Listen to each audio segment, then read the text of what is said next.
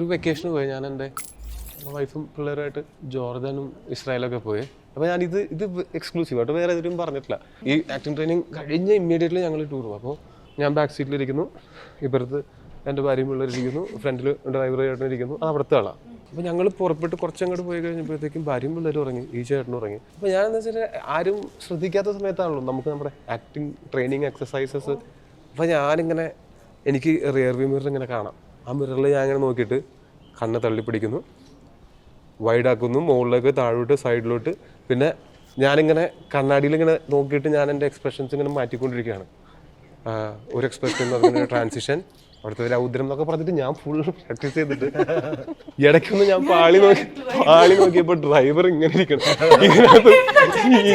ഇനി ഇയാൾ എന്താ ചെയ്യാൻ പോകുന്നത്, ഞാൻ ബാക്കിൽ നിന്ന് അപ്പം തന്നെ തോർത്തോണ്ടെടുത്ത് ഇയാളെ ഇതാണോ പരിപാടി എന്ന് ചോദിച്ചിട്ട് ഡ്രൈവർ പേടിച്ച് നോക്കിയിരിക്കണം.